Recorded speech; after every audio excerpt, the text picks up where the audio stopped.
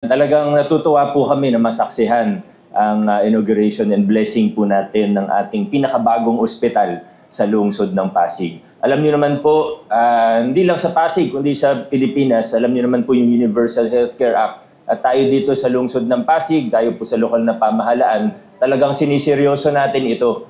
Ang pangarap natin, ang isa sa ambisyon natin para sa ating LGU, ay tayo yung laging manguna pagdating sa implementasyon ng Universal Healthcare Act. Sama po natin, Medical Director ng PCGH. Alam na alam niya po yung mga hakbang natin tungo sa Universal Healthcare. Kaya alam na alam ko rin dahil po rito sa lahat ng mga ginagawa natin para sa serbisyong pangkalusugan ng ating lungsod. Alam ko rin po kung gaano kahirap magpatayo ng isang ospital. At kaya na-appreciate ko yung mga efforts po ninyo, yung mga compliance, lahat ng mga requirements, mula sa requirements ng LGU hanggang sa mas mahirap na requirements ng Department of Health. Alam po natin kung gaano kahirap yan kasi nagpapagawa kami ng ospital ngayon, tapos yung mga health centers natin, at marami yung nabanggit kanina ni Vice Dodot na new City Hall. Hindi lang po yan City Hall ng mga opisina, kundi meron din medical facility dyan, mga laboratories at iba pa. Kaya talagang na-appreciate natin yung mga nagpapagawa ng mga medical facilities gaya nitong Prime na sumusunod at compliant sa lahat ng mga regulasyon ng ating pamahalaan. Dahil alam naman natin para sa atin din naman. Kaya congratulations! Talagang nakakatuwa po ito. At ngayon po, maya-maya, meron din tayong pirmahan ng Memorandum of Agreement between the local government, ng ating lokal na pamahalaan, at ng ating ospital.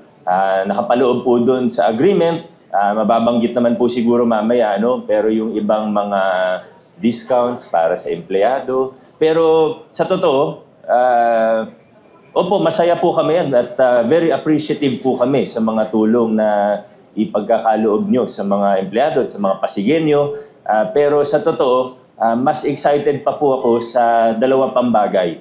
Una, gaya ng nabanggit ko, ay tungo sa Universal Healthcare. Sa totoo, hindi naman po kaya ng pamahalaan ang lahat-lahat.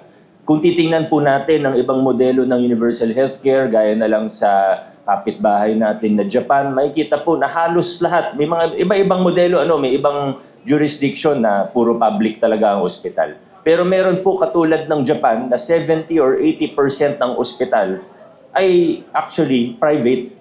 Hindi gobyerno nagpapatakbo ng ospital, kundi private sector. Tumutulong na lang ang pamahalaan. Of course, may regulation, that's number one. Number two, tumutulong sila sa planning. Every 5 years, may bago silang plano. Ina-assess yung kakulangan o kung ano yung kailangan pa. Pero higit pa rito, syempre, yung insurance system. Na ganun din naman tayo with the PhilHealth coverages going up in the last few years.